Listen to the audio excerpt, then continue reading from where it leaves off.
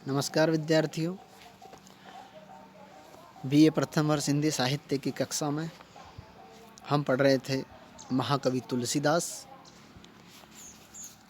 तुलसीदास की प्रसिद्ध रचना गीतावली से जो अंश पाठ्य पुस्तक में शामिल किए गए हैं उनका अध्ययन हम कर रहे हैं। उन्हीं में से आज अयोध्या कांड से जो पद लिया गया है, राघो एक बार फिर आओ, इसका अध्ययन करेंगे। राघो एक बार फिर आओ, ए बरबाजी बिलो की आपने बहुरो बनही सिधाओ।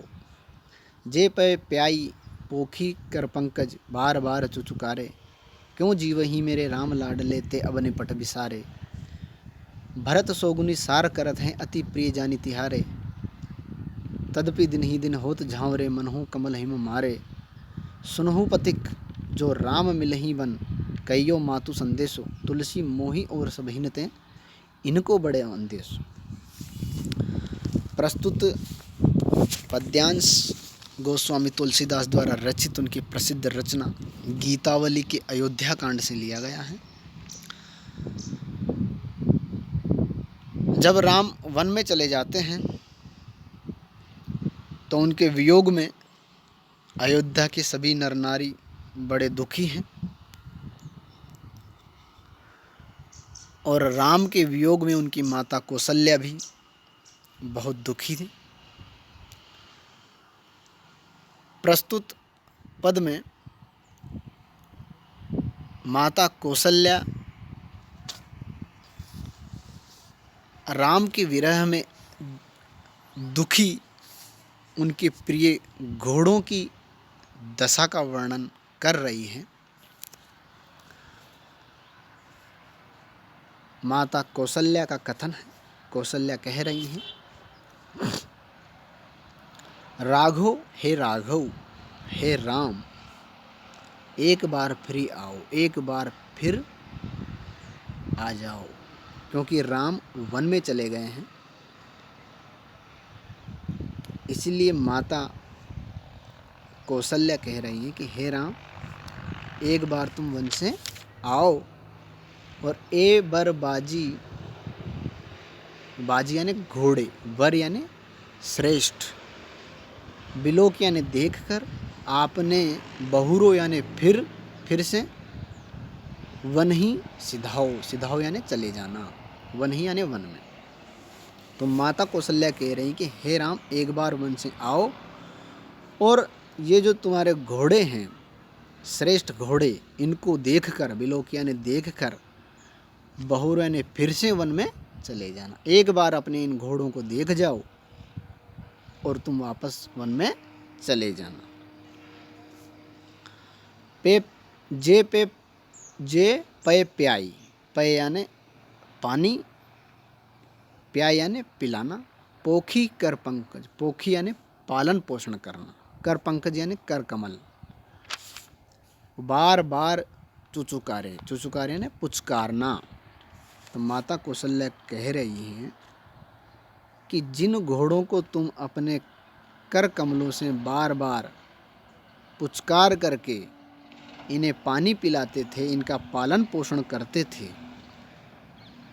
अपना स्नेह दर्शाते थे, क्यों जीवही मेरे राम लाडले ते अब निपट बिसारे। हे मेरे लाडले राम, अब ये घोड़े तुम्हारे वियोग में कैसे जीवित रहेंगे, क्योंकि ते अब निपट बिसारे, क्योंकि अब इनको तुमने बिल्कुल ही भुला दिया है। बिसारे यानी भुला देना, अब तुमने इनको बिल्कुल ही भुला दिया है, तुम आकर इनकी सार संभाल भी नहीं कर रहे हो।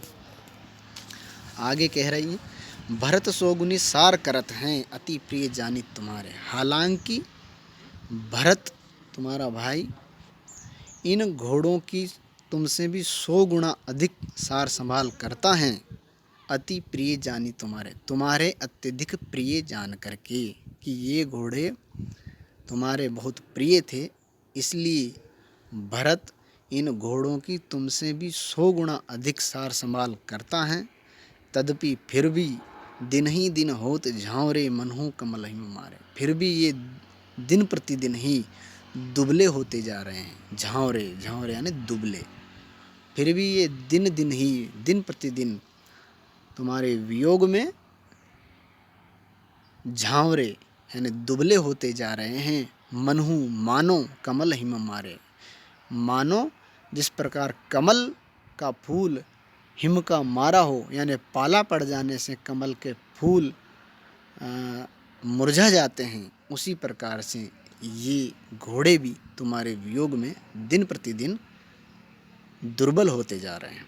तो यहाँ मनहु शब्द आया है, उत्प्रेक्ष अलंकार है। मानो, मनहु ऐसे शब्द आते हैं तो संभावना व्यक्त होती है, उत्प्रेक्ष अलंकार है।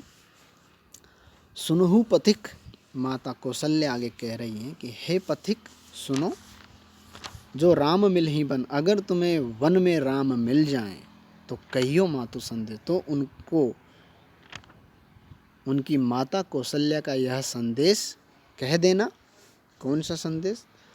तुलसी मोही और सभीनते इनको बड़ो अंदेशो। तुलसीदास जी वर्णन कर रहे हैं कि माता ने पथिक से कहा कि अगर तुम्हें वन में राम मिल जाए तो उनको, उनकी माता का यह संदेश दे देना कि मुझे मोही और सभीनते इनको बड़ो अंदेश हो, कि मुझे और सबसे ज़्यादा दुख, सबसे बड़ा अंदेशा इन घोड़ों का ही है। अर्थात तुम्हारे वियोग में वैसे तो और भी कई सारे दुख हैं, लेकिन सबसे ज़्यादा दुख तो इन घोड़ों की दशा देखकर हैं कि ये घोड़े तुम्हारे बिना कैसे जीवित रहेंगे। तो इस प्रकार इस पद में तुलसीदास ने राम के वियोग में उनके जो प्रिय घोड़े हैं उनकी अवस्था का वर्णन किया, उनकी दशा का वर्णन किया है। यानी यहाँ ये दर्शाना चाहते हैं कि राम के वियोग में अयोध्या के नर नारी ही नहीं बल्कि वहाँ के पशु तक भी दुखी हैं। यहाँ तुलसीदास जी की भावुकता, सहृदयता का परिचय इस पद से मिलता है। बहुत ही भावपूर्ण वर्णन उन्होंने किया है। उत्प्रेक्ष अलंकार का प्रयोग कवि ने अधिक किया है, साथ ही रूपक, उपमा, अनुप्रास, काव्यलिंग आदि अलंकारों का भी प्रयोग द्रष्टव्य है। पद की गेयता प्रशस्त है। धन्यवाद।